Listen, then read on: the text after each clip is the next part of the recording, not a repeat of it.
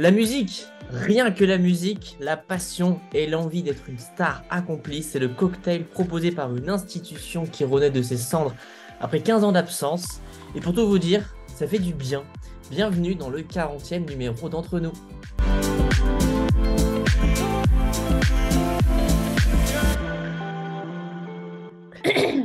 Shannon, bienvenue! Bienvenue! Comment ça va? Alors non, je ne vais pas chanter Florian, mais bienvenue à toi aussi, et ça va très bien. Je chante comme une casserole, donc je vous épargne ça. Bah, merci pour la communauté. Elle te remerciera. Effectivement, Shannon, quel plaisir de te voir pour ce 40e numéro. Et pour un peu fêter cet anniversaire d'entre nous, on voulait sortir un peu des sentiers battus, fini les films et les séries pour ce numéro. On avait envie de voir plus large, finalement. On parle pas souvent de la télévision, il est vrai, dans Entre nous, mais ça fait quand même partie, c'est quand même un pilier de notre culture.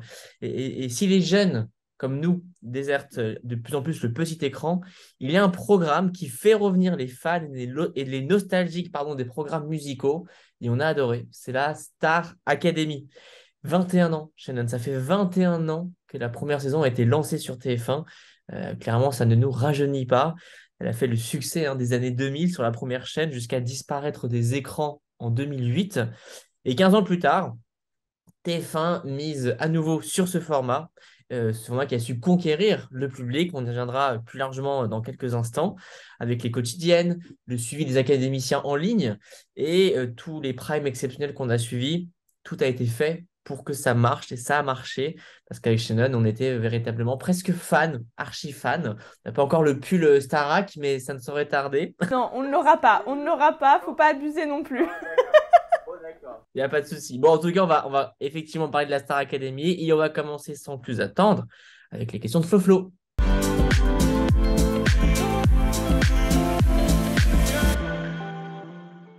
Shannon, le principe, tu connais, hein? Une question et il faut répondre. C'est aussi simple que ça. Oui, c'est très simple comme concept au final. Il faut viser le sans faute cette fois. Et je ne t'aide pas. Pas du tout, comme la D'accord. dernière fois. Alors, on y va. Première question. La Star Academy est une création 100% française. Est-ce que c'est vrai, est-ce que c'est faux? Je dirais faux. Ouais, c'est faux. C'est très bien, Shannon. C'est en fait c'est une adaptation d'une émission néerlandaise qui s'appelle Star Maker, dont le concept est pratiquement similaire. Et en fait, la Starac, au départ, devait s'appeler Star Maker, la fabrique des stars. Ok. Ce qui n'est pas très joli, finalement, avec le recul. Star Mm. Academy, c'est plus simple, c'est plus market, quoi, finalement. Exactement. Premier point, top. Continue. Ouh. Dans quelle ville se situe le château de la Starac? À Damary-Lélis. Effectivement, très beau village, très belle ville d'ailleurs même. C'est pour ainsi dire peut-être la ville la plus connue de France durant la période Starac. Alors juste pour ta culture personnelle, c'est une ville de 22 000 habitants. Rien que Ok. ça, située en Seine-et-Marne et à 30-40 minutes de Paris. De toute façon, tous les soirs on le voit avec les primes, le retour au château, c'est pas à côté-côté. Et d'ailleurs, aussi entre parenthèses, cette ville devrait bientôt connaître un afflux de fans, parce que des visites seraient organisées dans le château Oui, j'ai vu tout au ça, long ouais. de l'année. Est-ce que ça te tenterait d'ailleurs d'y aller? Non, pas spécialement. Enfin, après, voilà, après c'est genre si on me le propose vraiment et tout, genre pourquoi pas, mais c'est vrai que enfin je trouve que c'est intéressant quand même de faire rentrer le public dans ces lieux qui sont mythiques en fait de la télévision, donc pourquoi pas. 2 points. Allez, on y croit, Shannon, avec la dernière question. Qui a remporté la première saison de la Starac? Ouais, c'est un point donné, Flo. Ouais, Bah, mais tu m'as quand même dit avant l'émission que tu avais peur de certaines questions. mais oui, mais en fait au final, je me rends compte après coup que j'ai bien fait mes recherches, j'ai bien préparé mon sujet, tu vois. Ok.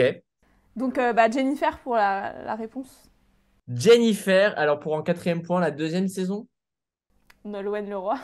Bon, tu m'énerves, effectivement. C'est Jennifer qui a gagné la première saison qui a débuté le 20 octobre 2001. Je devais avoir 3 ans. Shannon, t'en avais 2. Et ça a Exactement. terminé à la mi-janvier 2002. Donc ça s'est vraiment étalé. Ils ont même fait la nouvelle année là-bas. 3 mois coupés du monde. Il y avait 16 candidats à l'époque. Et c'est donc Jennifer Bartoli à 18 ans qui remportait 1 million d'euros et une carrière dans la chanson, une carrière qu'on lui connaît maintenant. Il faut savoir que pour cette première saison, plusieurs personnalités sont venues chanter avec les élèves, notamment Lio, Florent Pagny, Mano, Organize, Jeanne Masse ou encore Elton John. Alors, c'était rien par rapport aux autres saisons par la suite, le temps que la Starac explose. Voilà, toutes les stars se sont ruées vers le programme. Mais c'était quand même une super saison. Ouais, c'est clair. Et puis maintenant, en fait, on l'a su bah, en suivant l'émission, mais il y a carrément une Star Academy au Québec. Oui, effectivement. Effectivement, avec Lara Fabian. Avec Lara Fabian comme directrice. Enfin, on a vu ça bah, cette semaine dans la quotidienne et je savais pas du tout que dans d'autres pays, enfin, à part, j'avais vu rapidement que c'était une adaptation d'une émission néerlandaise, comme tu disais, mais je savais pas qu'il y avait dans d'autres pays, enfin, que ça avait percé dans d'autres pays, quoi. Alors, ça n'a pas percé partout. Il me semble aussi que ça avait été testé aux États-Unis. Ça a été un four total. Donc, ils ont arrêté rapidement le programme. Dommage. Mais bon, ils avaient d'autres programmes, taux de télécrochet à l'époque. Donc, bon, soit, c'est pas un souci. Et bah, très bien, Shannon. Encore un sans faute. Wouhou! Super. Et ben, on va rentrer dans le vif du sujet avec bah, l'émission du mois.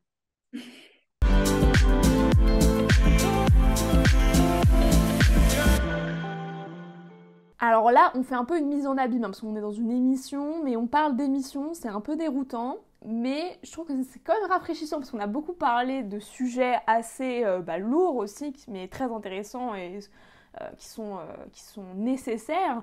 Là, pour le mois de décembre, on se lâche un peu, on est un peu plus... Voilà, exactement. Et donc forcément, donc, comme vous le savez, on va parler de la Star Academy.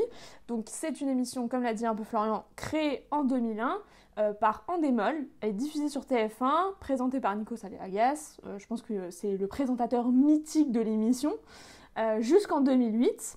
Et donc cette année, il y a eu une reprise seulement pour 6 semaines. Donc comme tu l'avais un peu expliqué tout à l'heure, à l'époque, c'était entre 3 et 4 mois d'émission. Et là, c'était que 6 semaines. On y reviendra plus tard.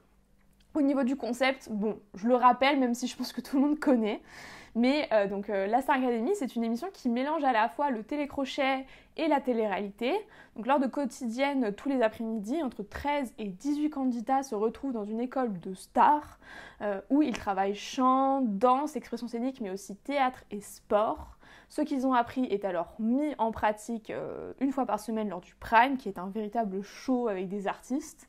Mais chaque semaine, un ou plusieurs candidats est éliminé par le public pour offrir aux gagnants, donc en tout cas cette année, 100 000 euros et un album.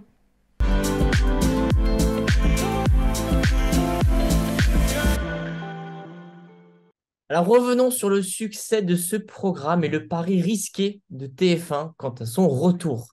Alors on l'a répété, mais effectivement en 2001, TF1 lance à l'origine une contre-offensive à M6. Alors la chaîne était en tête à l'époque avec le phénomène Love Story. C'était véritablement la première télé-réalité sur M6. Donc cette année-là, la télé-réalité explose, séduit le public, surtout le public très jeune.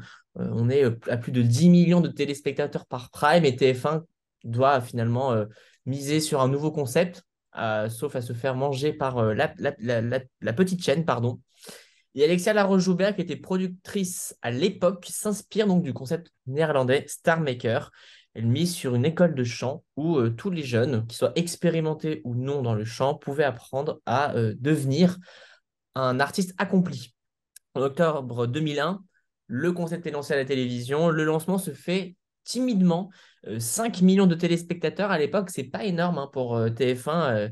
Était deuxième chaîne de la soirée. Et les premières semaines tournent autour de ces scores, mais le phénomène Star Academy commence à se propager, si bien qu'à la finale, eh bien, l'audience double, même un peu plus. On arrive à 11 millions de téléspectateurs, même plus que Love Story.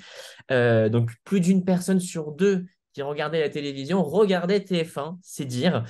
Les stars internationales font leur apparition surtout dès la saison 2, l'émission étant une vitrine vraiment unique pour leur nouveau CD. À l'époque, c'était des CD. On avait Céline Dion, Beyoncé, Jean-Jacques Goldman, Garou, qui se sont invités sur scène. Et des personnalités sont également sorties du lot parmi les élèves. Jennifer, Nolwenn Leroy, Grégory Le Marchal, qui est resté ancré, qui reste encore dans les mémoires collectives. Le succès donc est au rendez-vous pendant les premières saisons, mais en 2008, les audiences s'effritent et reviennent au niveau des 5 millions, ce qui est assez faible pour l'époque aussi. Alors c'est sans compter que le programme dure 15 semaines, c'est 4 mois à peu près, et au bout d'un moment, les téléspectateurs se lassent un peu que ce soit Mm. aussi long. Et c'est aussi sans compter sur le fait que la TNT se déploie à cette époque et que les offres se multiplient, donc que l'audience se disperse. Et faire 10 millions en prime time, ce n'est plus qu'un lointain souvenir, hors les programmes sportifs. Donc TF1 met fin à ce programme. En 2021, elle mise à nouveau sur la marque avec des documentaires anniversaires. Mais désormais, c'est moins l'audience globale qui intéresse les chaînes, mais plutôt l'audience sur cible. Shannon, on fait partie des cibles importantes pour TF1. Il y en a trois principalement. C'est les femmes âgées de 15 à 49 ans, pour la plupart étant responsables des achats, les 25-49 ans, hommes et femmes, et les 15-34 ans. Donc, bon, des cibles qui se superposent, mais qui sont quand même importantes pour les annonceurs. Parce que plus il y a d'audience sur ces cibles, bah, plus les spots sont chers. Donc, plus ça fait d'argent pour TF1, parce que c'est quand même un programme qui est très, très, très cher à produire. Et donc, cette saison-là, qu'on a vécue, était plutôt une saison test. Vu que c'est cher à produire, en fait, il faut que la chaîne s'assure que c'est encore rentable de faire la Star Academy en 2022. Et le pari est réussi. On a 4 millions de téléspectateurs, ce qui est pas fou par rapport aux premières saisons, mais ce qui est très bien en 2021 et près de 40%, voire plus sur chacune des cibles, ce qui est énorme. Et les compteurs ont également affolé les audiences des quotidiennes à 17h30. TF1 a doublé son audience sur la case, ce qui n'était pas arrivé depuis au moins 2007, depuis Secret Story.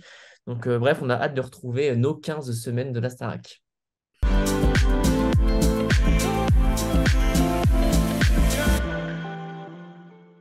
Mais c'est vrai que c'est très intéressant ce que tu dis. Et en plus, je trouve que là où TF1, ils ont réussi leur pari, c'est que il y avait les quotidiennes à 17h30 sur TF1, mais elles étaient aussi rediffusées le soir à 20h sur TFX.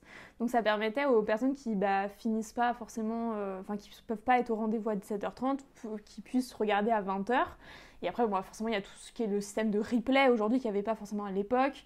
Donc le replay et en fait le système du live qui, je pense, a très très bien marché. J'ai vu énormément d'extraits du live sur TikTok et en fait ouais, je pense que là les jeunes ils ont aimé en fait cette idée du live parce que c'est vraiment authentique. On pouvait voir toute la journée ce que faisaient les candidats dans le château et il n'y avait pas forcément de montage, pas de censure, rien du tout, ce qui au contraire on voyait justement, j'ai pu voir sur TikTok certains extraits du live qu'on ne retrouvait pas dans la quotidienne le soir, parce que forcément la quotidienne dure à peu près 1 heure et il faut résumer en 1 heure toute la journée, hein, donc il faut forcément faire des choix et monter tout ça. Mais c'est vrai qu'il y a certains, voilà, c'est vrai qu'on l'a vu, en 6 semaines il y a eu des tensions, ce qui est normal entre les candidats. Et c'est vrai que parfois, moi j'ai trouvé que c'était assez marrant parce que je voyais certaines tensions qu'il pouvait y avoir dans le live sur TikTok et derrière, dans la quotidienne, on n'en parlait plus du tout. Hein, on le cache un peu. Et, euh, et c'est vrai que voilà, c'était très intéressant de voir à ce niveau-là que voilà, ils ont réussi à toucher, en tout cas TF1, ils ont réussi à toucher pas mal d'audience. Il y a le nostalgique, mais il y a aussi, je pense, les jeunes avec cette idée de live, avec les quotidiennes, avec les primes qui sont restés. En fait, vraiment, ce qui est incroyable, c'est qu'ils ont vraiment repris le concept de l'époque. Ils ont rien changé pratiquement, je pense pas, du moins. Enfin bon, ils ont dû adapter au fait que ça durait 6 semaines, hein, forcément. Mais voilà, c'était super intéressant. Et c'est la force, je trouve, de la Starac, et je t'en ai déjà parlé, c'est contrairement à des émissions type The Voice, où il y a beaucoup de blabla, on les voit qu'une fois par semaine, c'est que non seulement le fait d'avoir les quotidiennes plus le prime, et donc aussi le live, ça permet de s'attacher aux candidats. On s'attache aux candidats, on voit comment ils sont dans la vie de tous les jours, et donc quand on arrive au prime, on voit, on les suit, et ça crée vraiment un sentiment, entre guillemets, de soutien. On a envie de les soutenir parce qu'on s'identifie, parce qu'on les voit dans leur quotidien et on s'identifie à eux. Et je comprends que du coup, il y a eu un engouement de nouveau là-dessus. Et aussi, ce qui est très fort à la Starac, je pense, et moi je l'ai beaucoup entendu quand on parle, par exemple, avec les proches, en famille, d'émissions de type The Voice, etc., c'est que la Starac, ils travaillent de façon polyvalente. C'est-à-dire que c'est vraiment, on crée des artistes, on crée des stars.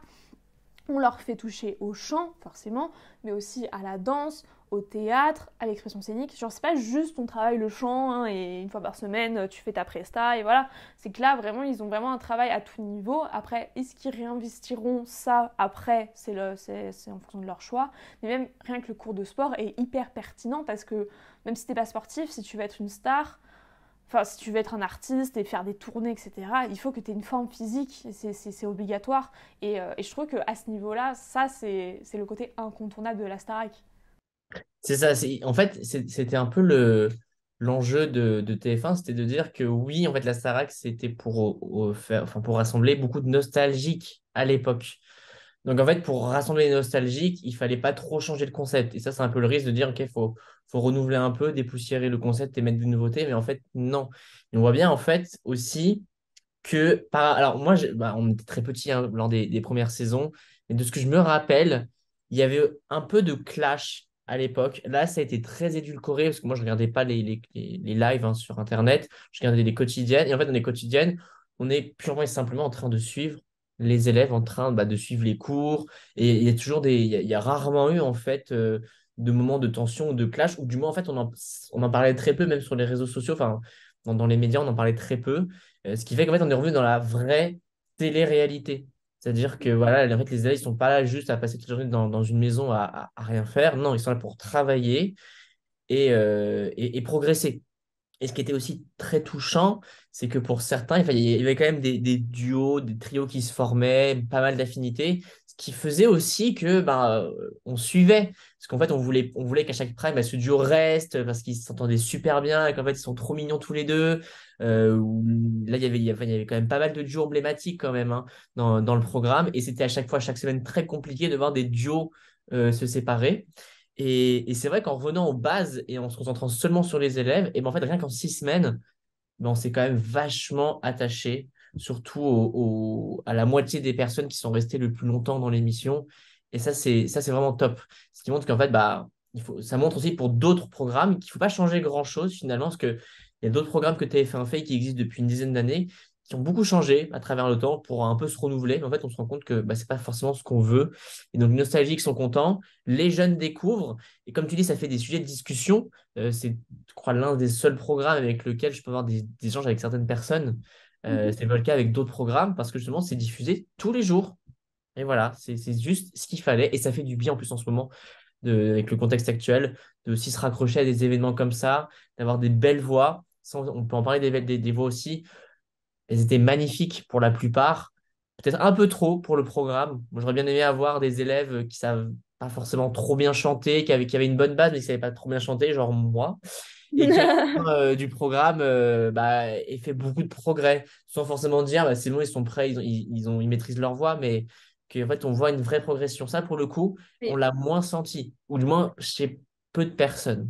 oui, je suis complètement d'accord avec toi. Après, le souci, c'est qu'ils avaient que 6 semaines. Et en fait, pour qu'il y ait un réel progrès en 6 semaines, je crois qu'à un moment donné, c'est la prof d'expression scénique, Laure, qui en parle dans une quotidienne. Elle dit, mais en fait, en 6 semaines, on doit faire le travail de 12 15 semaines, quoi. Et c'est vrai que c'est compliqué parce que bah, si tu pars avec quelqu'un comme toi ou moi qui on limite rien, enfin on n'a même pas forcément les bases. euh, non, mais on a des toutes petites bases peut-être, mais tu vois, vraiment arriver à. Bon, c'est sûr que toi, Florian, je pense en danse avec Yanis Marshall, t'aurais été incroyable. J'aurais adoré ces cours. Genre, je me mets en talon si tu veux, je fais tout ce que tu veux, Yanis. Tu me dis tout ce que je dois faire, je le fais. Oh là là, j'adore. Mais non, mais voilà, mais c'est vrai qu'après, tu te dis, bah voilà, si tu pars de rien ou de presque rien, en 6 semaines, voir un réel progrès, c'est compliqué. Surtout qu'en plus, bah là, toutes les semaines, il y en avait au moins deux qui partaient des candidats. Donc au final, il y en a qui sont vraiment pas restés longtemps et c'est, tu vois, c'est un peu. C'est vrai que à ce côté-là, c'est dommage. C'est-à-dire que, bon, on a beaucoup parlé du fait que ça durait que 6 semaines à cause de la Coupe du Monde au Qatar. Et c'est vrai, comme on en avait parlé avant l'émission, ça aurait été compliqué de continuer avec la Coupe du Monde. Mais comme tu l'as dit juste avant, il y a aussi ce côté émission test, de voir si c'est rentable. Comme tu disais, ça coûte énormément d'argent entre les shows, enfin, tout est quand même assez onéreux. Mais d'un autre côté, je trouve, tu vois, genre on reste un peu, en tout cas avec cette saison, un peu sur notre fin. Je me dis même pour les candidats, c'est dommage, tu vois, parce que en fait, chaque semaine, il y en avait deux qui partaient, donc déjà ça fait, enfin, tu sais, d'un coup, tu passes de 8 à 6. C'est violent, hein. Mais oui, c'est violent, tu vois, pour eux, tu passes de 8 à 6, enfin, de 6 à 4, enfin, je trouve que c'est hyper violent. Et voilà, et pour eux, même, tu vois, pour eux, ils n'ont pas forcément peut-être pu profiter à fond. Bon, après, ça reste quand même hyper fatigant, tu te rends compte quand même que voilà, c'est quand même un rythme qui est assez soutenu pour eux. Et tu vois que là, ils disaient, moi c'est bon, on sort, je dors et c'est terminé, tu vois. Et ils l'ont mérité, mais c'est vrai que tu te dis, voilà, même pour eux, c'est limite dommage un peu, tu vois, même si je comprends le côté test, etc., tu vois, mais c'est dommage un peu pour eux. Enfin, ils n'ont pas forcément pu vivre ce que pendant d'autres saisons, ils ont vécu. C'est ça. On le saura dès l'année prochaine, pardon. J'aimerais trop qu'ils recommencent un peu comme avant, c'est-à-dire à la rentrée fin août, bah, comme les élèves, bah, nous aussi, enfin les élèves et les académiciens, ils rentrent à la Starac et ça dure jusqu'en décembre. Et c'est vrai que c'est quand même une grosse coupure. Et ça aussi, pour le coup, le fait d'avoir enlevé les téléphones, vraiment tout comme avant, ça, c'était franchement top. Ça m'a vraiment surprise. Moi, en fait, pour être honnête, j'ai pris la saison en cours. J'ai pas vu les premiers primes et ni même les premières quotidiennes. Je m'y suis mise après parce que bon, la nostalgie et voilà. Mais, euh, mais c'est vrai que j'étais vraiment surprise des portables parce qu'aujourd'hui, on se rend compte qu'on est tellement enfin, tout le temps sur nos portables, tout le temps sur les réseaux sociaux. Alors, à différentes échelles pour les personnes, mais c'est vrai que tu te dis là, ils rentrent et vraiment, ils avaient pas du tout de portable. Ils avaient juste, je crois, une sorte d'MP3 pour écouter de la musique, mais après, sinon, ils avaient rien du tout. Pas de réseau. Donc après, je trouvais que c'était pas mal, parce que comme ça, ils savaient pas exactement ce que les personnes pensaient d'eux. Ils pouvaient pas échanger avec le public qui est aujourd'hui quand même. Enfin, le lien avec le public aujourd'hui était encore plus fort qu'avant, parce que via les réseaux sociaux, etc. Mais donc ça c'était intéressant. Après tu te dis ouais voilà ils étaient vraiment coupés de tout et tu vois 1 minute par jour avec tes proches au téléphone, enfin c'est compliqué quoi. Enfin c'est vrai que on n'est pas habitué à ça tu vois mais bon ça a marché et ils l'ont fait tu vois je trouve ça assez incroyable. Chapeau à eux en tout cas. C'était, je pense, pas plus mal finalement que ils aient pas leur téléphone parce que c'est quand même une dose de pression de savoir bah, en fait que t'es pas forcément apprécié. Quand tu vois, en fait, il y a plein de sondages qui sortaient à chaque fois sur bah, qui serait sauvé. Donc attends, mais en fait, ils n'arriveraient, ouais, ils ne s'en seraient pas sortis. C'est invivable. Déjà qu'ils ont tout le stress d'apprendre leurs chansons, les chorégraphies pour les primes. Si en plus, ils avaient cette pression-là, je pense que c'est compliqué ça. Et en fait, on se rend compte que bah, le téléphone, ça ne fait pas que du bien, surtout Mm. dans le cadre de ce programme.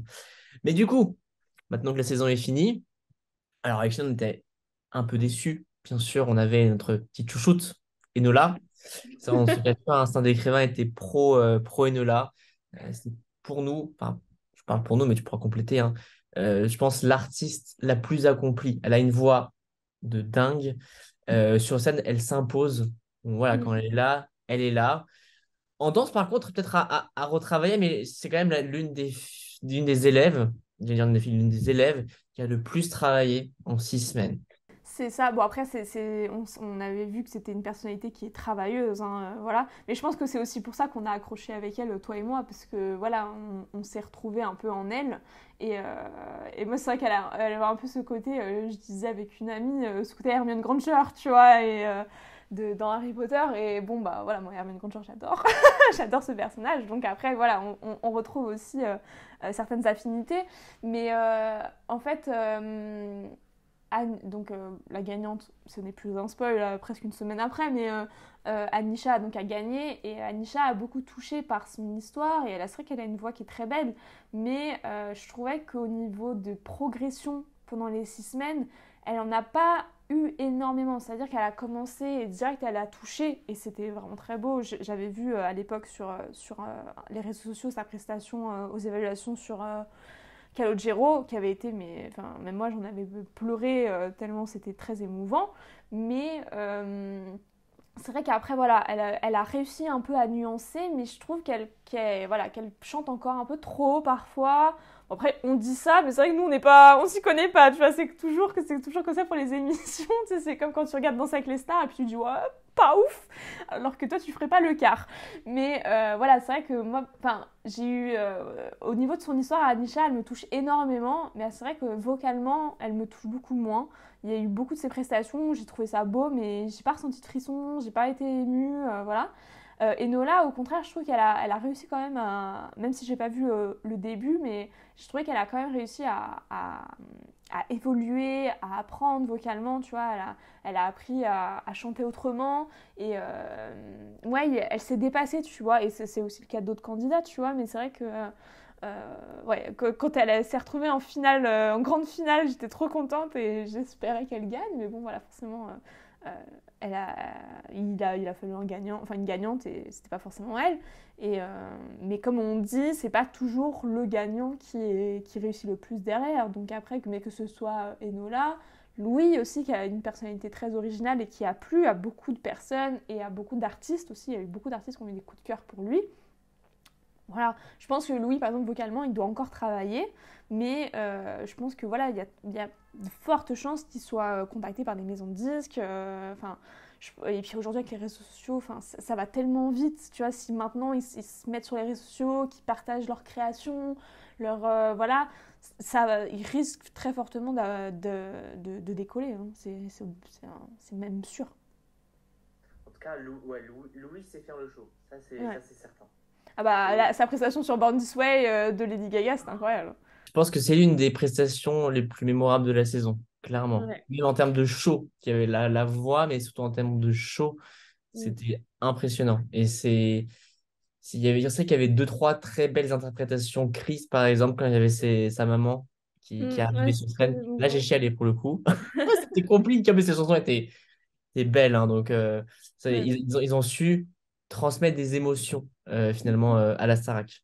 ouais, Et c'est ça, clair. pour le coup, c'était ce qu'on voulait. Ce qu'on voulait. Ouais. Moi, j'avais beaucoup aimé Enola sur Accord perdu de Gabriel Marshall. Ah, J'ai trouvé ça. que c'était franchement.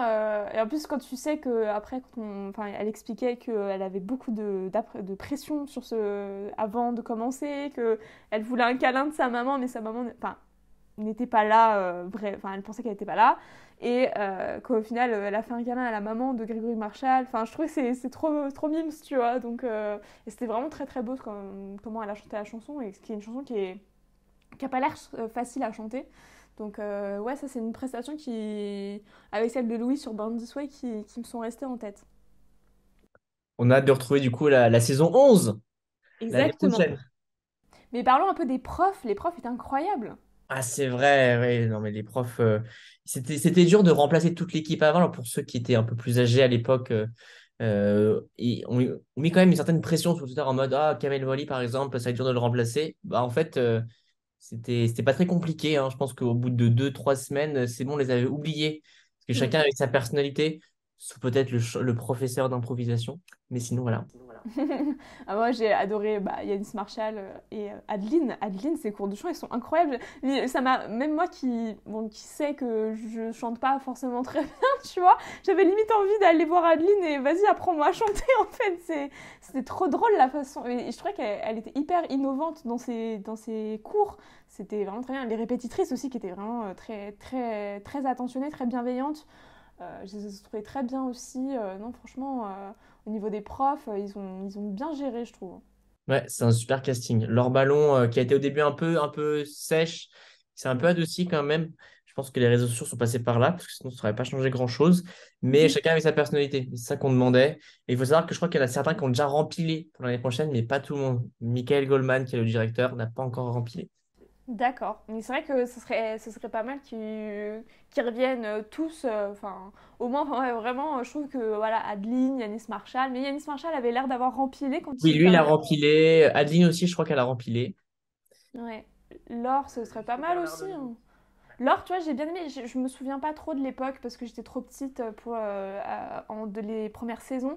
Mais c'est vrai, tu vois, Laure, j'ai bien aimé dans ses cours que quand il commence ses cours, elle demandait à chacun bah, comment ils se sentaient, c'était quoi leur humeur du jour. Et je trouvais que c'était super bien de travailler aussi là-dessus parce que c'est tellement, enfin, ça a l'air tellement prenant comme expérience pour les candidats que c'est important aussi de parler de ce qu'ils ressentent, tu vois, et de comment ils se sentent et de partager ça avec les autres parce que c'est pas forcément facile. Comme on dit, hein, c'est normal aussi qu'il y ait des tensions dans l'émission parce que bon, bah, d'un coup, tu te retrouves avec 13 personnes pour cette saison-là, 13 personnes, enfin 12 personnes du coup, tu te retrouves avec 12 personnes que tu connais pas, tu dois dormir dans la même pièce qu'eux, manger avec eux, tu passes ta vie H24 avec eux que tu les connais pas, forcément que ça crée des tensions, c'est normal, tu vois. Ah, c'est clair, ça c'est clair. Tout ça pour dire que la Starac est réussie, on a kiffé, on a hâte d'être à l'année prochaine, et c'est ainsi que se termine cette émission, et c'est ainsi que vivre la culture. Merci à vous, merci à toi, Chanou, d'avoir été présente pour ce 40e numéro d'entre nous, le dernier numéro de 2022. Oui, oui, oui, on se retrouve en 2023 du coup. Exactement, et d'ici là, rendez-vous toutes les semaines sur nos réseaux sociaux, tous les jeudis, bien sûr pour des extraits d'entre nous. Passez de belles fêtes. À très vite. Salut Shannon. De belles fêtes et une bonne fin d'année, à très vite.